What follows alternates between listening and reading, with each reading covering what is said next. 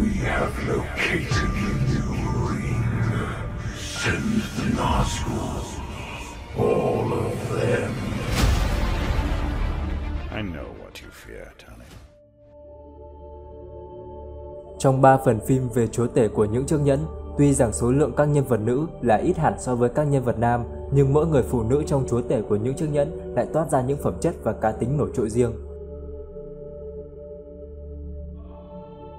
Chúng ta được thấy 2 người phụ nữ tiên tộc ở ngay phần 1 với công nương Ganriel và Arwen đậm chất quý tộc, với sự sang trọng, thần thái, quyến rũ của những tiên tộc Noldor. Vẻ đẹp của họ khiến mọi người phải trầm trồ khi đối diện.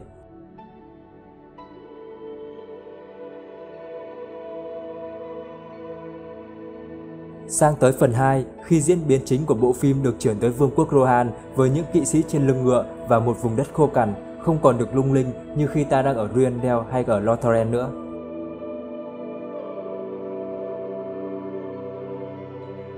Tại đây cũng xuất hiện một nàng công chúa của vương quốc, nhưng lại là một nàng công chúa của loài người. Chỉ là với nàng công chúa này, ta thấy có một điểm khác biệt vô cùng lớn khi cô tỏ ra rất mạnh mẽ như một chiến binh.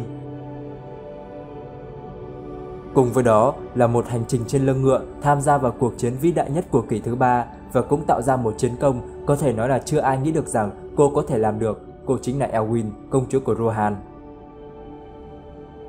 Elwyn cũng có nhiều đất diễn khi lên phim nên chúng ta cũng hiểu được kha khá về cuộc đời cũng như tính cách của cô. Nhưng còn gì thiếu sót về cô mà phim chưa mô tả, hay thân phận thật sự của cô ra làm sao? Hãy cùng mình tìm hiểu trong video lần này nhé!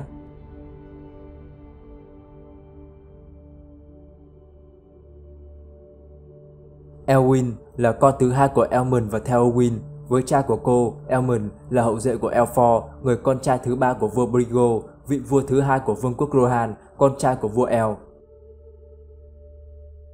Còn Theowen thì chính là em gái ruột của đức vua Theoden, tức Elwyn sẽ phải gọi vua Theoden là bác. Cô có một người anh trai nữa, đó chính là Elmer, thống chế của Rohan.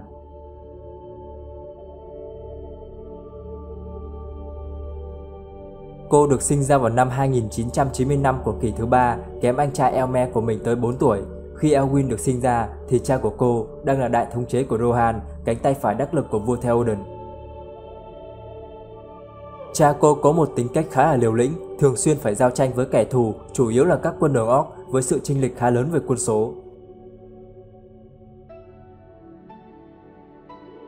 Vào năm 3002, khi Elwyn mới chỉ là một cô bé 7 tuổi, cha của cô vì truy đuổi một nhóm Orc mà đã bị thiệt mạng. Mẹ cô vì thế mà cũng đau buồn, đau ốm trở bệnh rồi cũng ra đi.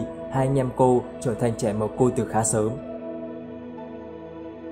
Vua Theoden khi này cảm thấy nuối tiếc cho số phận của em gái và em rể của mình và cũng cảm thấy thương xót cho hai đứa cháu. Vậy là ông đã quyết định mang hai người anh em Elmer và Elwyn về chăm sóc, coi hai anh em họ như là con ruột của mình.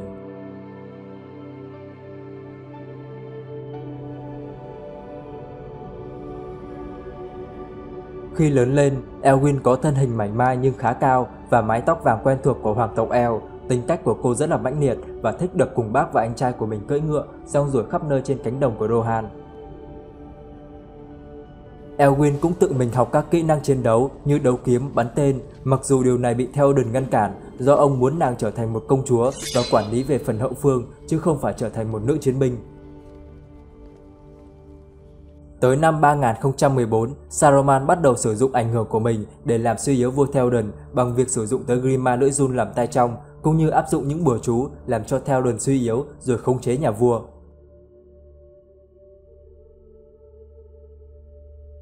Khi này thì Elwyn mới chỉ là một thiếu nữ 19 tuổi, thấy tình trạng sức khỏe của bác mình như vậy, cô đã luôn phải ở trong sảnh đường của nhà vua để chăm sóc bác mình, cũng như tránh cho tình trạng của vua Theoden ngày một xấu đi.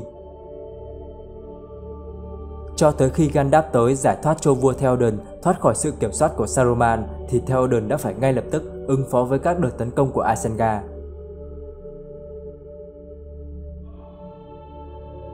Nhà vua muốn đích thân ra trận, ông đã đề nghị Hama, đội trưởng đội cận vệ hoàng cung, ứng cử một người quản lý người dân khi mà ông đang vắng mặt. Hama đã đề nghị Elwyn sẽ là người trông coi nơi đây vì cô ấy đủ năng lực cũng như được mọi người yêu quý.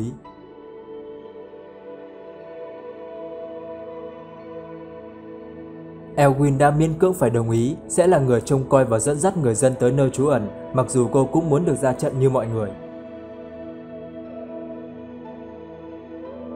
Sau trận chiến tại Hendib, cô bắt đầu say nắng Aragorn, coi anh như một người hùng tới để giải cứu vương quốc trong lúc khó khăn. Cô quyết định thú nhận tình cảm của mình với Aragorn, nhưng Aragorn đã phải từ chối điều đó khi trong lòng của ông đã có Arwen.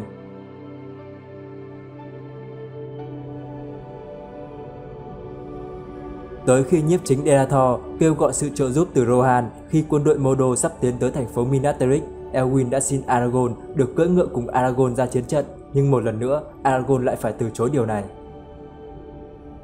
Elwyn đành phải cải trang thành một kỵ sĩ của Rohan rồi lén hòa nhập vào đoàn quân tiến tới Minas Tirith để hỗ trợ cho Gondor chống lại sự tấn công từ Mordor. Thấy Merry bị nhà vua Theoden từ chối khi cũng muốn được ra chiến trận như bạn bè của mình, Elwyn đã mang theo Merry đi cùng luôn. May mắn là cô không nặng như một kỵ sĩ thông thường nên con ngựa có thể chịu được sức nặng của cả hai người.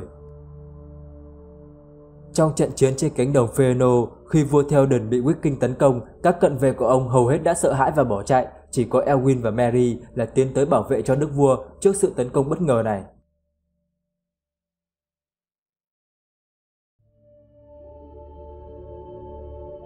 Lúc Theoden bị trọng thương, Elwyn đã can đảm đứng ra thách thức vua phù thủy khi hắn đang khoe rằng không một người đàn ông nào có thể cản trở được hắn. Elwyn đã bỏ mũ của mình ra để lộ mái tóc màu vàng và nói rằng ta không phải là đàn ông, ta là một phụ nữ, Elwyn, con gái của Aemon. Nếu nhà ngươi không phải bất tử, cho dù ngươi còn sống hay là một cái xác không chết, nếu ngươi động vào bác của ta, ta sẽ gài phù mỏ nhà ngươi.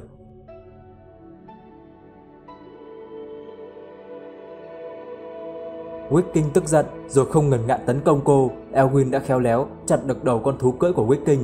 Hắn đã vung chùy phá vỡ chiếc khiên của cô, làm cho cô bị gãy tay.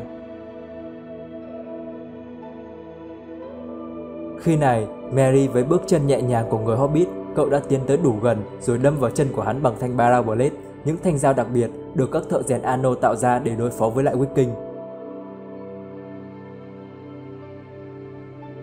Thanh dao có chứa quyền năng phong ấn sức mạnh của Viking tạm thời. Chớp lấy cơ hội, Elwyn đã đâm thanh kiếm của mình qua đầu của hắn, kết liễu Viking trong trận chiến.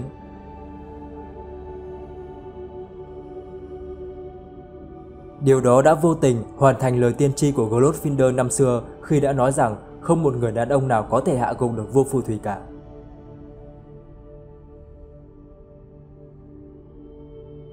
Do tiếp xúc quá gần với lại Nagul nên Elwyn đã bị dính phải hơi thở đen, một luồng khí làm suy giảm thể lực đối phương, nó đủ nghiêm trọng để gây ra tử vong cho người dính phải. Elwyn do đó mà đã ngất đi trên chiến trường. Vua Theoden trong lúc hấp hối đã nói với Merry rằng ông yêu quý Elwyn như con gái ruột của mình, mặc dù khi đó ông không hề biết rằng cô đang nằm ở ngay gần mình.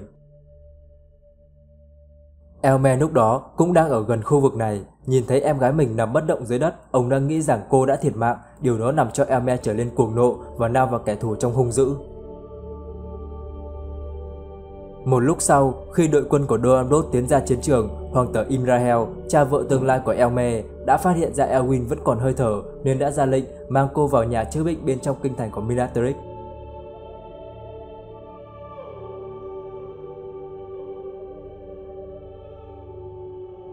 Ở đó, cô đã được chữa lành vết thương bởi Aragorn. Tại đây, Elwyn được gặp Faramir, tướng quân của Gondor, ông cũng đang phải trị thương ở đây, và rồi họ đã yêu nhau khi cả hai đều nhận ra đây chính là một nửa của cuộc đời mình.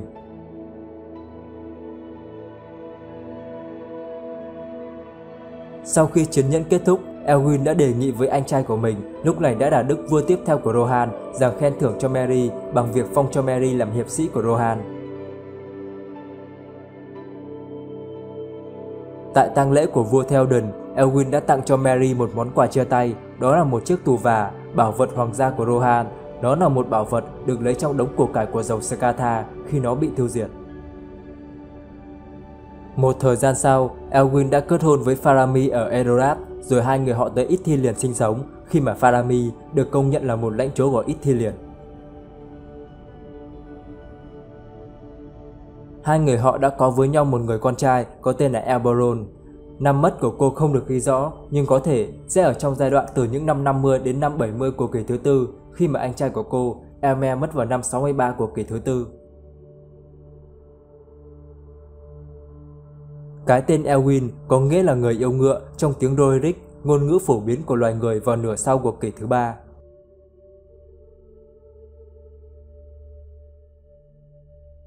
Tuy xuất thân là một công chúa danh giá của Rohan với nước da trắng ngần, nhưng Elwyn luôn mong muốn được chứng tỏ bản thân trong trận chiến.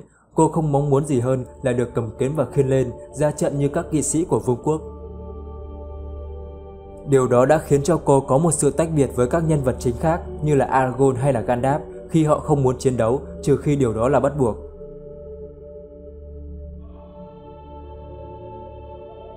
Nhưng khi gặp được Faramir, anh đã cho cô hiểu được rằng cô không cần phải chiến đấu, sống trong hòa bình là một điều đáng có. Cô đã chấp nhận điều đó và dành nhiều thời gian cho hạnh phúc của gia đình mình hơn. Sự ham muốn chiến đấu của cô xuất phát từ chính hoàn cảnh mà cô phải trải qua, một tuổi thơ đau buồn khi mà cả cha và mẹ của mình đều đã phải ra đi, nguyên do tới từ chính những kẻ muốn chiến tranh. Tuy rằng Theoden luôn quan tâm chăm sóc tới cô như con cái ruột của mình, nhưng điều đó vẫn không thể làm nguôi ngoai được nỗi căm ghét những kẻ mang tới chết chóc trong cô. Điều đó đã thôi thúc Elwyn phải cứng rắn hơn, phải mạnh mẽ hơn để đương đầu với những khó khăn mà vương quốc sẽ phải trải qua trong những ngày tháng còn tồi tệ hơn. Cô dường như đã bị mắc kẹt trong chính những suy nghĩ đó. Khi gặp được Aragorn, một con người khí chất, mạnh mẽ, mang tới cảm giác an toàn cho mọi người, cô đã nghĩ rằng đây sẽ là người đàn ông của cuộc đời mình. Cô có thể được an tâm hơn khi bên cạnh là một chiến binh mạnh mẽ tới vậy. Nhưng Aragorn lại chỉ như một cơn gió thoáng qua, người đã từ chối cô liên tục. Điều đó làm cho cô cảm thấy bất an trở lại phải tự mình mạnh mẽ hơn, tìm tới chiến trận chiến đấu để thoát khỏi cuộc sống ngột ngạt.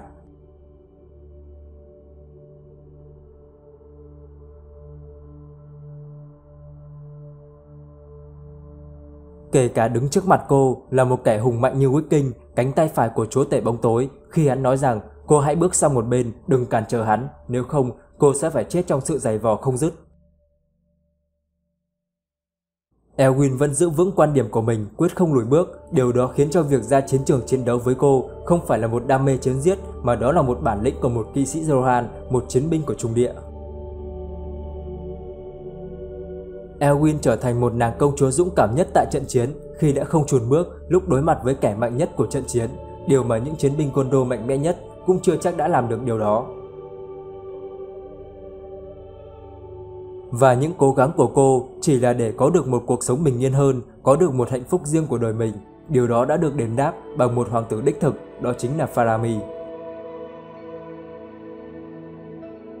Elwyn cũng đã phải thực sự trầm trồ khi nhìn thấy Faramir, vì ông cũng không thua kém Aragorn là mấy, là một trong những vị vua của loài người được sinh ra muộn hơn nhưng lại có thể cảm nhận được nỗi lòng của mọi người.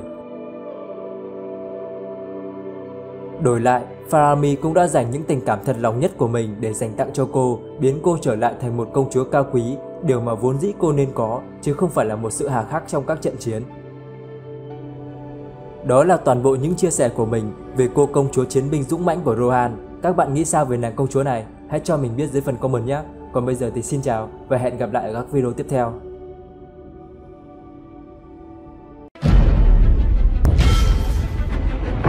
In the fires of Mount Doom, a ranger and a wraith, bound together in death, crafted the one thing that could change. Nếu các bạn thấy video này hay và hữu ích thì hãy nhớ nhấn like và đăng ký kênh ủng hộ mình để mình có động lực hoàn thiện các video sau thật là tốt hơn. Và đừng quên ấn thông báo để không bỏ lỡ các video tiếp theo. Tham gia group Chúa Nhẫn trên Facebook để cùng trao đổi, chia sẻ về thế giới của Chúa Nhẫn. Xin chào!